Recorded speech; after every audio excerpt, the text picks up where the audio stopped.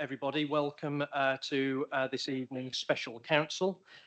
Just to go through the usual sort of pre-meeting procedures, to remind you all that this meeting of the council is being recorded. All participants should be aware that anything said during the meeting will be in the public domain, and by taking part in this meeting, you consent to the use of your personal data for the purpose of this meeting and to it being recorded. Nobody running hurriedly for the door, thank you. Members, before we start the formal meeting, I know it's a one-item agenda this evening. I would first like to observe a minute's silence for the passing of the late Alderman Roy Wright. So if you wouldn't mind being upstanding, we'll observe a minute's silence. Thank you.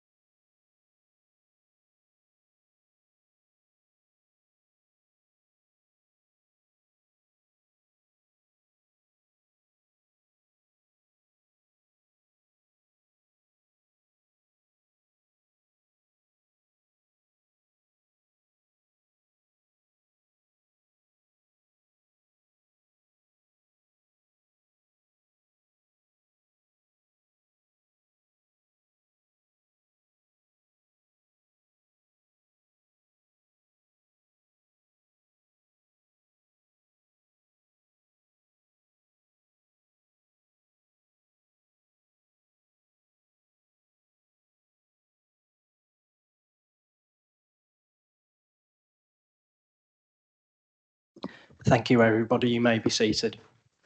I'm sure you'll all join with me in having known Roy as many of us did, and I certainly got to know him through his regular interactions with this council and attending our various events and even council meetings from time to time. That certainly my heart goes out to his wife and his family, and I'm sure I speak for you all, and we wish his family the very greatest condolences, warmest wishes, and love. Thank you, everyone. Right, on with the meeting. So we move to item 1. Are there any apologies, Mr. Hayward? Yes, Chairman, we have apologies from Councillors Kath Williams, Victoria Wilson, Wendy Sutton, Andy Adams, Helen Adams, Rita Heseltine and Barry Bond. Lovely, thank you very much. Item 2, declarations of interest. Oh, sorry, before we move on, Councillor Duncan. Another apology from Matthew Jackson. Thank you, Robert. Item 2, everybody, declarations of interest. Now, bearing in mind the agenda item this evening, I'll hand over to Lorraine Fowkes for a little bit of an explanation. Lorraine? Thank you, Chairman. Good evening, members. This is just to confirm that as monitoring officer, I've granted a dispensation under section 33 of the Localism Act 2011 to all members to enable members to take part in matters relating to local government reorganisation. The dispensation will remain in place until the vesting day of any new authority created by structural changes order for Staffordshire, or until the next district council elections, whichever is the earliest. Thank you, Lorraine, for that confirmation. Members, given the one item agenda, I think that deals suitably with declarations of interest. So too, the substantive item 3. So turning now to the report of the Leader of the Council on page 1 of your agenda packs this evening, can I please call on our Leader, Councillor Kath Perry, MBE, to present the report. Kath, over to you. Thank you very much indeed, Chairman, and good evening, members. Following the release of the Government English Devolution paper and their invite to two-tier councils to come forward with proposals for new unitary councils and wider devolution options, we continue to work with councils across Staffordshire to agree the best option forward on any future reorganisation of councils across Staffordshire. South Staffordshire Council is committed to ensuring that residents and businesses receive the best possible local services, an objective which is at the forefront of our discussions surrounding local government reorganisation. The government has set out parameters for restructuring councils with the aim of forming larger unitary authorities. While some local councils may advocate for a single governing body, South Staffordshire Council remains resolute in its belief that a more localised approach will best serve their local communities. My priority will always be to ensure that the people of South Staffordshire receive the best possible services delivered as close to our communities as possible. South Staffordshire Council continues to seek ways to best support our residents and businesses, listening to local voices and providing tailored, community-focused services. This is a fundamental aspect of our identity, and we do not wish to see it diminished by merging into a larger, more distant authority. We fully understand that reorganisation expected to be implemented from 2028 brings uncertainty. Given a choice, this is something I would not be advocating as South Staffordshire Council is a well-run and efficient council with strong service provision and a wide-reaching partnership approach. However, having been at the District Council's annual conference last week, where Minister Jim McMahon spoke, he made it absolutely clear that he expects councils to continue to move forward within the given timeline previously published for local government reorganisation. I do, however, want to assure you that we will continue to engage openly in discussions and carefully consider all available options. This is the first stage of the process, and although our preferred options have been set out in the report, no final decision has been made. Our priority remains ensuring that the best outcome is achieved for our communities. I'm now going to hand over to the Chief Executive, Mr. Hayward, to take you through the options set out in the report. Thank you. Thank you, Councillor Perry, and good evening, members. As the leaders set out, the council is committed to ensuring that residents and businesses receive the best possible local services. And although the current arrangements are working well, and our preference would be to retain the current arrangements, going forward, government has made it absolutely clear that this is not an option and have set out their intentions and clear timeline over the next 3 years to reorganise local government, two-tier councils into larger unitary councils, and also see the introduction of more strategic mayoral combined authorities. So it's something that we need to embrace and explore the options and benefits of what local government reorganisation and devolution can bring to South Staffordshire. And the report before you therefore sets out the background and, importantly, the proposed recommendations on South Staffordshire Council's preferred direction of travel at this current time. Now, I'm not proposing to go through the background of the English Devolution White Paper as it's set out in the report, and it's something that we have previously discussed in earlier member briefings. However, as you know, there are two fundamental parts to the English Devolution White Paper: local government reorganisation and the introduction of strategic combined authorities. As the leaders pointed out, continued conversations are taking place with council leaders across Staffordshire to explore the best options for our communities and businesses, and an initial outline submission setting out the direction of travel for Staffordshire on local government reorganisation options has to be submitted to government by the 21st of March.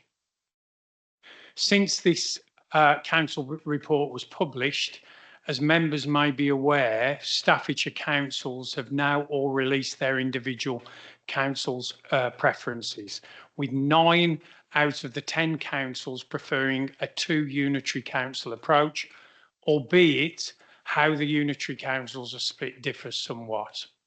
One council has put in their preference to explore multiple options at this stage.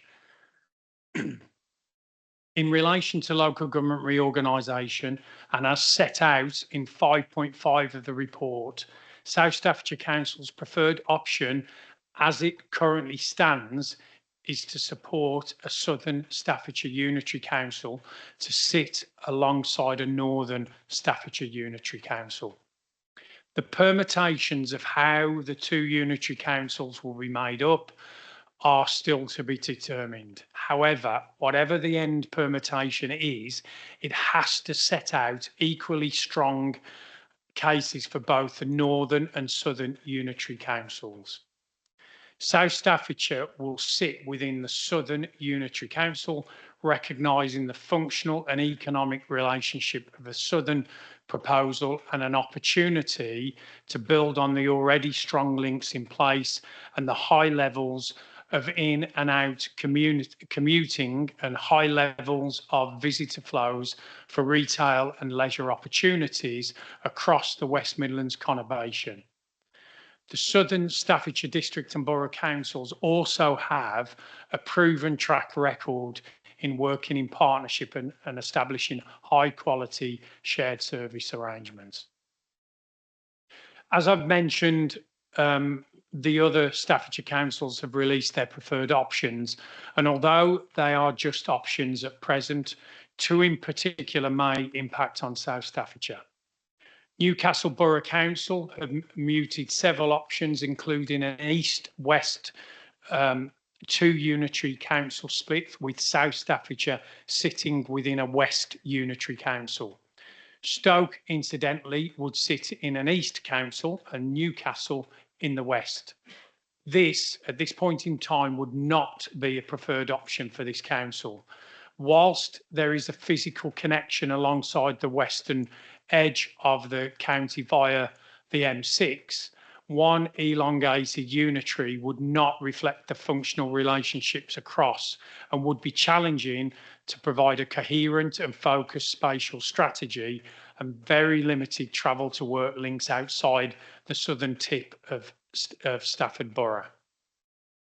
All the key infrastructure and transport connect into the conurbation within the southern Staffordshire towns and localities, and as already highlighted, links to the economic and physical draw of the conurbation of the West Midlands.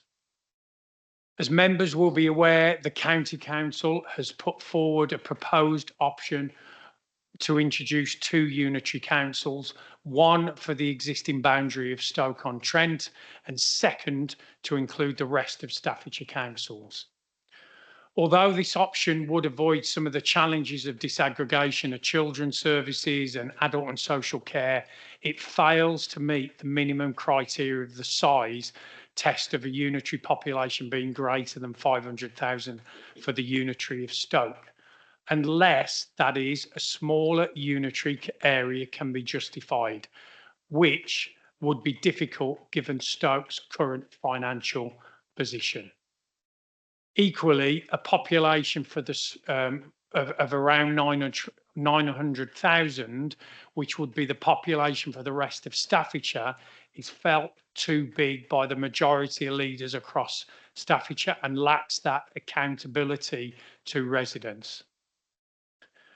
Although not currently put forward as an option, a single unitary council for the whole of Staffordshire, including Stoke, we feel would be too large at 1.1 million, similar to that of Birmingham City Council. There is still the potential option of three unitary councils in the south of the county, which ultimately would be a favourable option as it would provide the ability for local services to remain hyper-local. However, this option currently fails to meet the minimum size of a unitary authority of 500,000 population and may not be financially viable given the disaggregation of functions that would be needed. That said, the government have at this point left the door ajar to come forward with a potential option of this nature if deemed viable. So we're not completely ruling this option out at this current time, and we'll carry out further work as part of the broader proposal. In relation to Staffordshire's devolution ambitions on strategic authorities, as set out in 4.8 of the report, it's the Leaders Board preference, and indeed this Council's proposed preference, to support a strategic combined authority led by a mayor and for it to be coterminous to the boundaries of Staffordshire, recognising the coterminosity of the police, fire and health functions across Staffordshire. Although below the 1.5 million threshold population, having these functions sitting within the boundaries of Staffordshire strengthen the economic drivers and key priorities such as integrated transport, housing and economic growth, and meet the government's ambition to have all the strategic bodies from within one defined area. However, given that the threshold for a strategic combined authority falls below the 1.5 million for Staffordshire, other options will also need to be explored, including a mayoral Staffordshire, Shropshire, Telford combined authority, and also keep options open for a conversation with the West Midlands Combined Authority, recognising the southern economic opportunities on work to home travel patterns, for, utilising, just giving one example.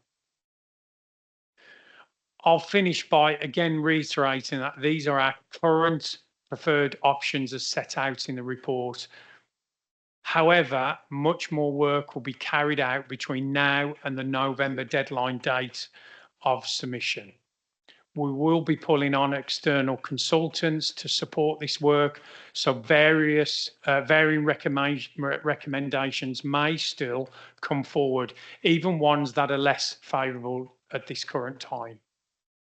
In relation to the next steps and subject to Council support tonight, an agreement at a Staffordshire Leaders Board meeting tomorrow, a joint Staffordshire outline proposal will be initially submitted to government by Friday, which will highlight the differing options that are currently favoured and being explored.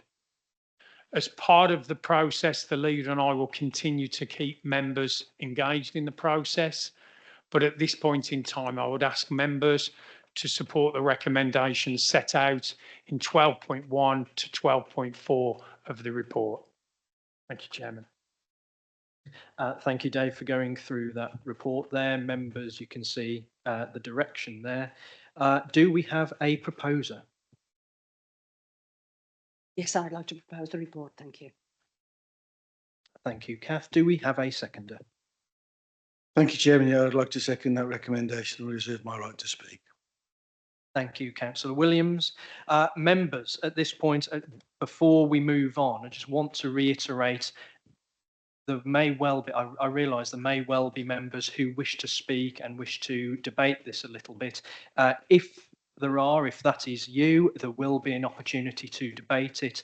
So we'll start off first, please, with questions, but I do really want to see them questions. Let's not have extensive preambles at this stage.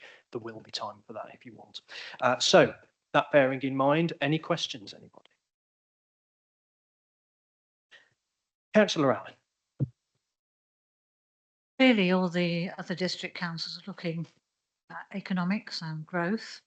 And I'm assuming there is some availability of all that statistics and data for our council to see as well. I think from my point of view, it's very clear this is being driven by economic need. The unitary authorities are seen to be in deep trouble, as we know. And I am quite concerned that we do everything we can to protect our own area. And I do see the economic link, the growth link and the commuting link. I do understand the need of our local people to understand something that's more relevant to them in their own particular areas. I'm interested to hear the way in which other authorities are looking at this. I would not be in favour of the east-west link. And is there any other justification you could tell us about, please, for the east-west link? Thank you, Penny. Dave, over to you. Okay, there were just a couple of questions within that. The first one, the data and the statistics. That's what we'll be sharing over the coming months as we pull the detail together.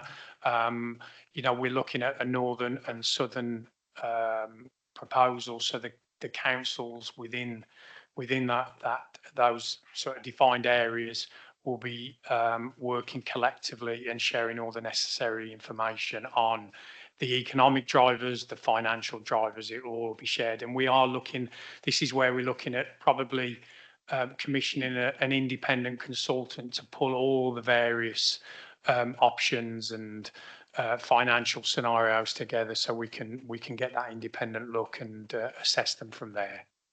But through the period of time, we will be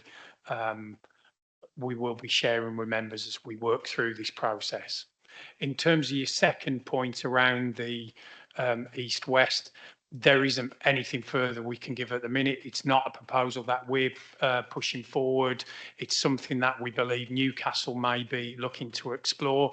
It's not our preferred option as set out currently. We will have continued conversations, but obviously the economic drivers and the functional movement, it just does not sit right as it currently stands. So as I've already sort of pointed out, it's not a favourable option for us at the minute. Thank you for Just that, a- Dave, and a thank you for the sensitive question. questions, Penny. Can I ask another question? You please? you can. I noticed you shoehorned a little statement in there as well, but yeah, absolutely, please do. This is about who's paying for the local consultant. If we are entering into some sort of consortium with others, is this going to be a joint approach through one consultant, or is it our own approach to South Staffordshire? Joint. We're looking at a joint approach. Ideally, we would like it across Staffordshire. However, if there can't be agreement across all Staffordshire districts and boroughs, then we'll be looking at potentially the southern districts and boroughs working together. But hopefully, we'll get that collective agreement, and so we can share the data and intelligence instead of us all going off and doing different ones. But certainly, we won't be carrying out a single South Staffordshire consultation piece. Thank you. Thank you, Dave. Warren, over to you, Councillor Fisher. Thanks, Chairman. A couple of questions. First one is in the population data figures that are in here. It's based on 2021 census data, which is looking back. We all know population increase that's coming. And what sort of information is being looked at regarding growth in these areas?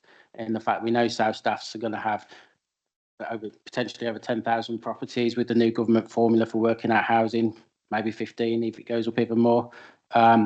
That could bring 20,000 people, for example. And if this is happening in lots of authorities, how does that affect the numbers and regarding population areas, for example, between like Lichfield and us, etc.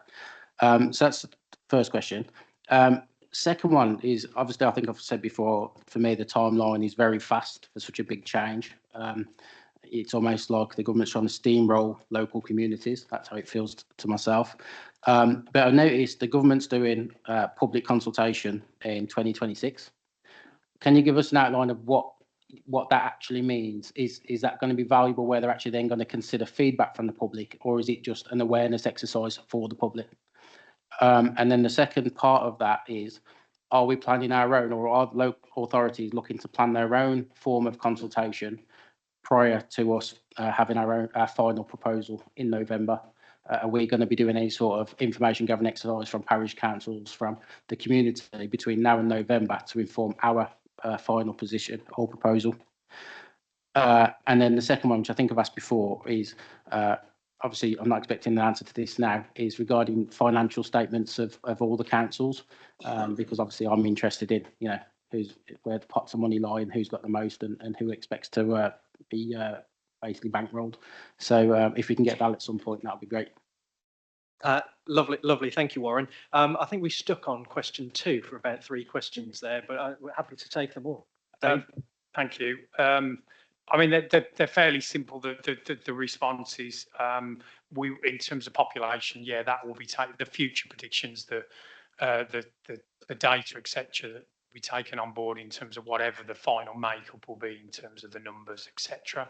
So it's not the here and now. It's predicting the future. So Staffordshire as a whole, yeah, 1.1, but it's rising to 1.2 plus over the coming years. So that will be taken on board. Consultation, there'll be extensive consultation. The government, we're not sure what it will involve in 2026, and some of that might be related to the authorities that are in the advanced programme, where they're going through devolution a year earlier than everybody else, but certainly in terms of engagement and consultation with residents, with partners, with stakeholders, there'll be extensive consultation done both at a local level and collectively across Staffordshire as well. So there'll be a mix and match, but the end result will depend on what the final submission will be in terms of which direction we're going on in terms of the focus of the consultation. But we will certainly be asking residents their views. Lovely, a comprehensive answer to both questions there. Warren, you wanted to come Yeah, back? but just come back on that. So are you saying that the consultation that we're going to do, is that before we determine our final proposal in November, or is it once we've come to our final proposal in November? Both. It'll be both. Financial appraisal, yeah, that will all be incorporated within the detailed work that will start really post Friday when leaders agree what the preferred sort of options are. We'll start to work through all the various scenarios, including we'll get all the financial appraisals, good debt, bad debt, etc., etc. Lovely, thank you, Dave. Councillor Kelly next. Thank you, Chair. Just a quick question. I know it's early at this point, but as David, has there a boundary being identified between the north and south yet to determine which part will form those two elements? Quick answer, no. No.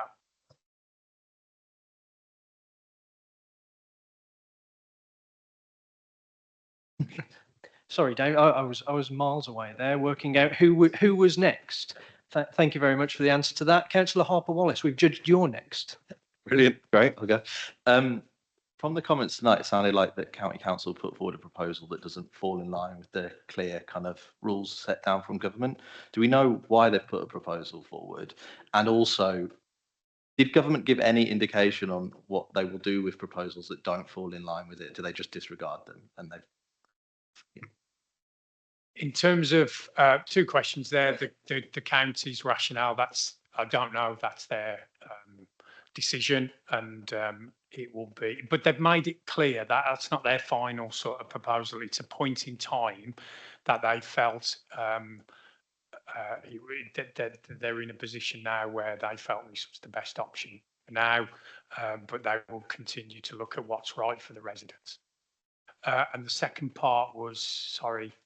what does government do with proposals that won't fall in line? Okay, so if so we're putting the outline proposals forward on Friday, and at this stage there can be more than one, and it's more of a direction of travel.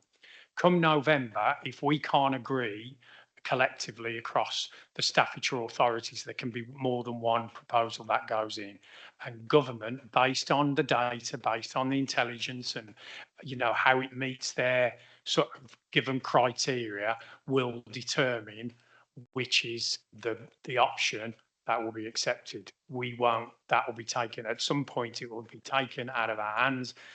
Hopefully there'll be one. There may be more. More than likely there'll be more than one. That's when the government will make the decision. Thank you, Dave. Sobering thought there. Councillor Spruce. Greg, over to you. Thanks, Chair. Just a couple of quick questions. The first question is, in terms of the strategic authority and mayoral, is that likely to come in quicker than the unitary authorities? I noticed on the timeline it's about elections potentially in 2026. So could we be functioning as South Staffordshire Council, albeit in the journey to the unitary with a mayor in place? And then the second question is, if the Staffordshire proposals for a strategic authority as it's 1.1 million are too low, how soon are we going to start talking to Shropshire if that's the potential next move? Because I noticed there wasn't anything about kind of discussing that with Shropshire at the moment. In terms of the strategic authority element and the local government reorganisation, one complements the other, and we've been absolutely clear in the outline proposal that we're submitting on Friday that we need those early conversations, because the local government local government reorganisation could impact or could be impacted by the strategic authority. So we are pushing for a conversation early. We've tried to have that conversation already, and it's just been shut down. And they're sort of saying we've got to put it in on the 21st, and then the conversations will continue. So it's very difficult to sort of give a time frame in terms of when we'll know.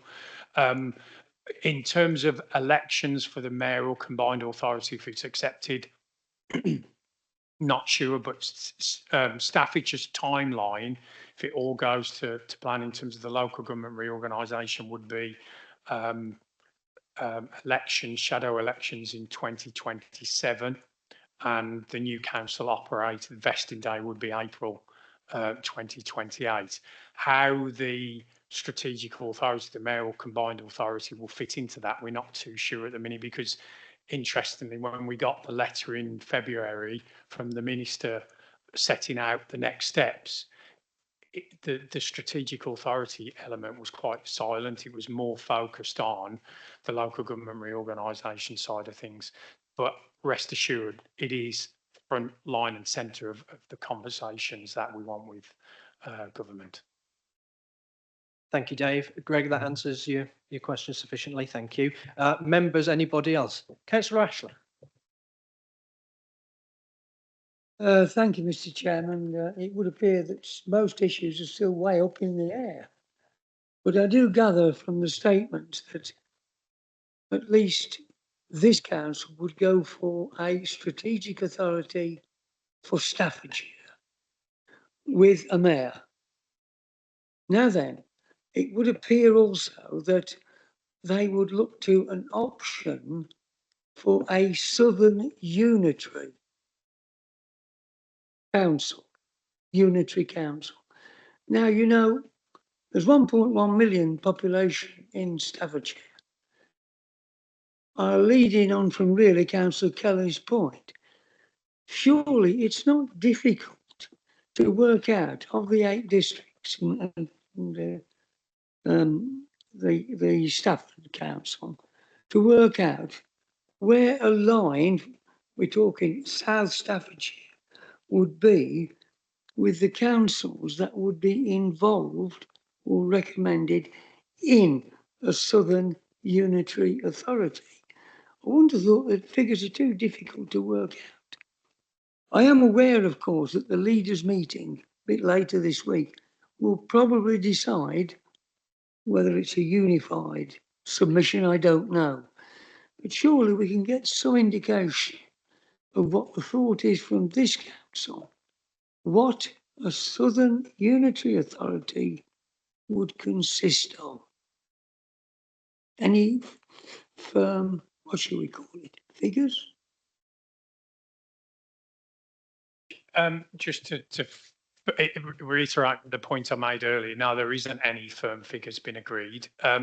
Yet you can, in terms of the Southern councils, there's six Southern district and boroughs within the Southern aspect of Staffordshire, which would leave the 3 if you include Stoke, and obviously county would be merged within the 2. So but it all depends on numbers. It depends on the financial stability, and this is why it's not as clear cut as saying, well, you know, the Southern will definitely include the 6 authorities.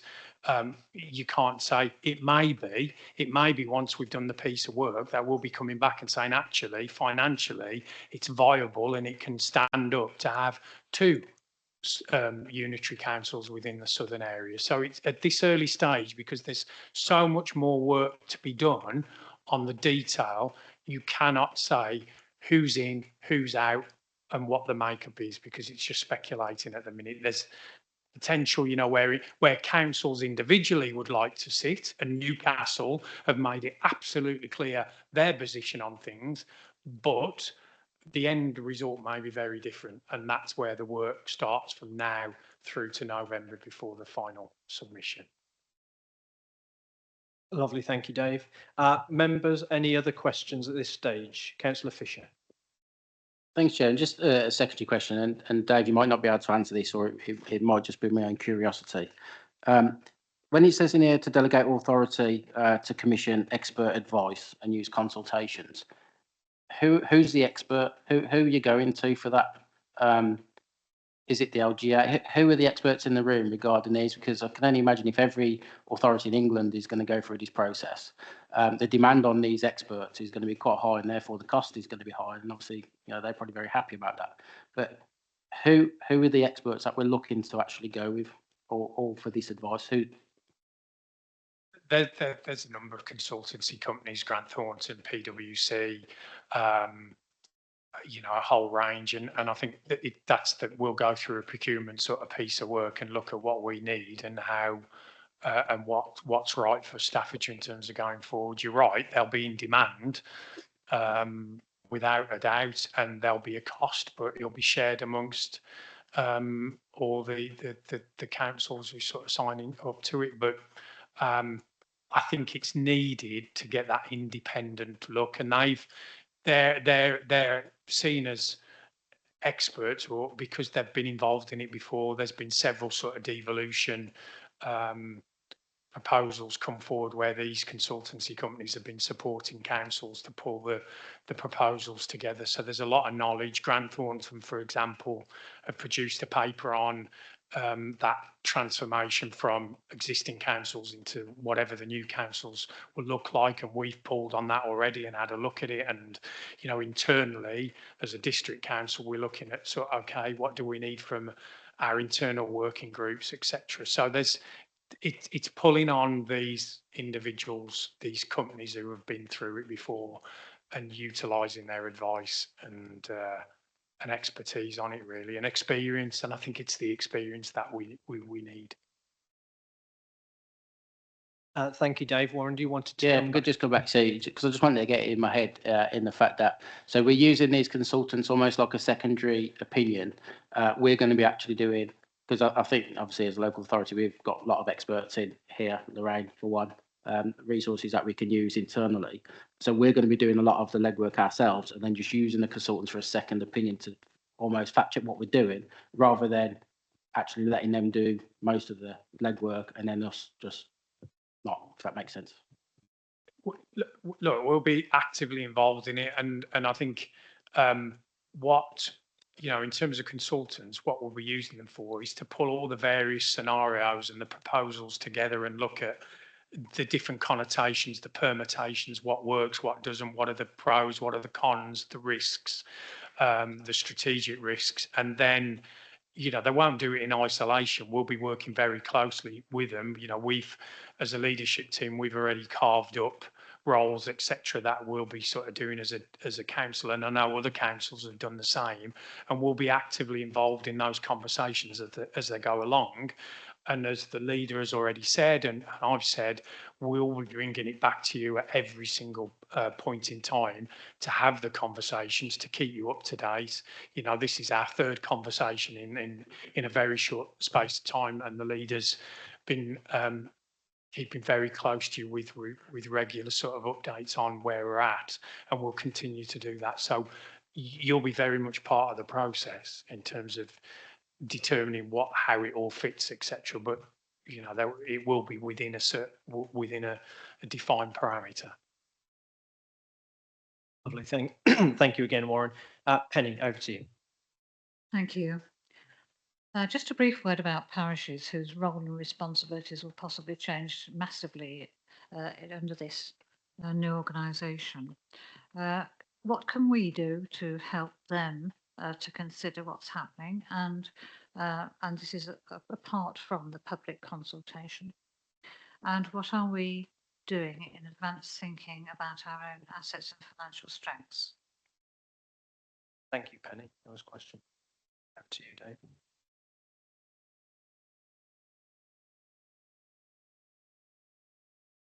Sorry, in terms of parish councils, I think you're aware we're already having conversations with them. The leaders sent 2 pieces of correspondence, just giving them the update. The leader and I have met each individual, or we've invited parishes within each of the 5 localities, and we've got our last one, one of the localities next week, where we are talking about general challenges and opportunities for the council as a whole over the next 2 to 3 years, but we're focusing on local government reorganisation and having early conversations about what it could mean for parish councils. We're also, the parish summit has been set up for May the 22nd, and that is dedicated around the local government reorganisation and what it could mean for parish councils. And we're, for example, Clodagh Peterson is having conversations with other councils who have gone through in Shropshire, for example, and the parish, just to try and share what they've gone through, and we can pull the learning. We're also carrying out a community governance review, which will be a good opportunity to look at the current boundaries of the parishes, which again you'll be involved in as elected members. So I think we're doing a lot as a council at this very early stage to support parish councils, and we'll continue to have those conversations and work with them to make sure they're in the strongest position. And in relation to assets, you know, looking at what sensibly could be transferred to parish councils. And that isn't a, you know, it certainly won't be a free-for-all, but I know the leaders mentioned car parks, for example. You know, it may be better place going forward to be positioned within parish councils. Certain pieces of open space, Jubilee Park, I'm thinking of at Bilbury, you know, that may be another good example of transferring assets to parishes, but it's still very early days, and those are the conversations that we need to look at what's acceptable, what isn't, what's doable, what isn't, how it sort of fits within the parameters of the parishes going forward. Because without a doubt, there will be more responsibility for parish councils because that layer, the district layer, has gone. So we need to continue to work closely with parish councils, but as I've said on several occasions, change the conversation from now, how we work with parishes, just change that slant so they're in the strongest position possible. And so we've got a number of things in place. Beck, I'm going to hand you over on the finances and the assets and how we're managing it going forward. Thanks, Dave. Yeah, so as Dave mentioned, there will be considerations at a point in time around where it makes sense to transfer assets to parish councils. At the moment, I think it's still early days, as we keep saying. So our assets currently perform really well for us, so there would be no reason for us to look at disposing of any or selling any at this point in time. They contribute towards the MTFS. And obviously, from our point of view, and particularly from my point of view, Section 151 officer, we've still got the statutory value for money duty to make sure we're spending money in the best possible way for our residents. So at the moment, my priority is to ensure that our MTFS is financially stable and continues to be over the next 2 to 3 years. As I said, I think over the course of the next 2 to 3 years, and especially after November, once we know which authorities will be part of the proposal with us, I think there will be a more detailed review then of the assets across the board for all of the authorities, and whether there does make sense to rationalise those. But it's still far too early for us to say anything on that. But I think what I can do is assure you in the same way as Dave has, that we will work very closely together with those other authorities and myself with other Section 151 officers to ensure that the decisions that are made are in the best interests of the local residents. Not sure if that covers the question, because I lost track of what the initial question was. Thank you, Beck. Penny, did you want to come back on that quickly? Yes, please, just briefly. I hope this broad view that we take in the future will include our commercial assets and the other major assets that keep our rates low in this area. I'm wondering myself whether it's going to be sensible to go as far as public limited companies or some other way of protecting some of the assets that we have.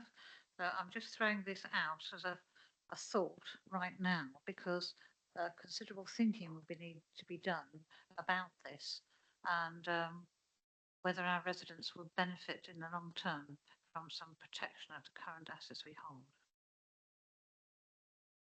Just coming back very briefly on that, ultimately, any assets we have will be transferred to the new council, and it'll be for the new council to determine then how best to utilise them to safeguard and enhance opportunities for residents and the wider community and businesses. Thank you, Dave. Councillor Kelly, quick hand, go on. Yes, sorry, Chair, just a quick point for Dave and the members at the top, for help and support that that we can offer from the SPCA, because we've got a wider networking on advising and guiding them. So if the council want that support, we're more than willing to help support with that. Lovely, thank you, Councillor Kelly. Valuable point.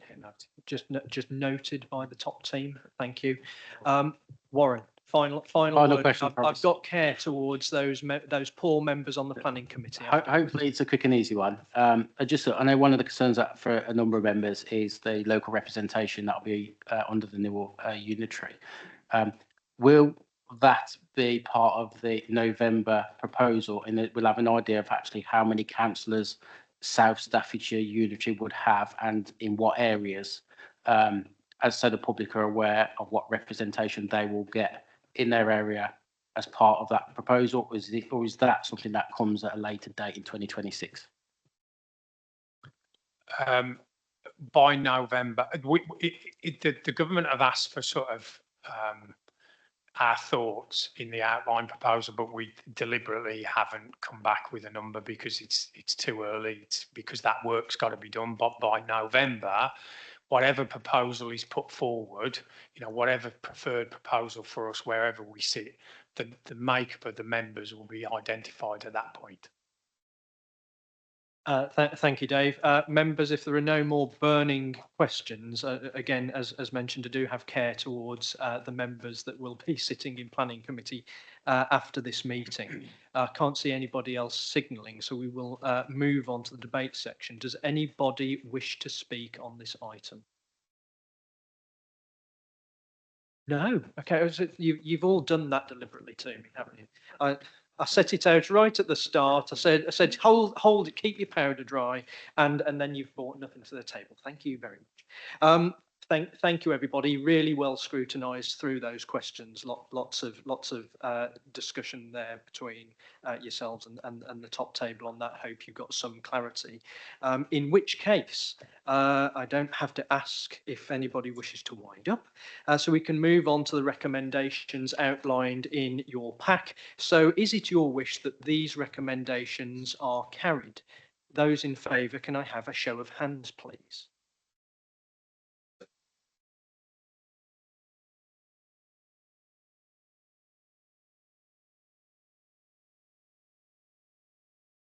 Thank you, everybody. Those against?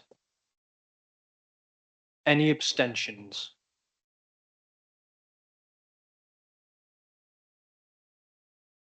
Thank you, everybody. The motion is carried. The recommendations are approved. So I now declare this meeting closed, and can I just ask members please to quickly vacate the chamber so that we can prepare for the planning meeting. Thank you. Yes.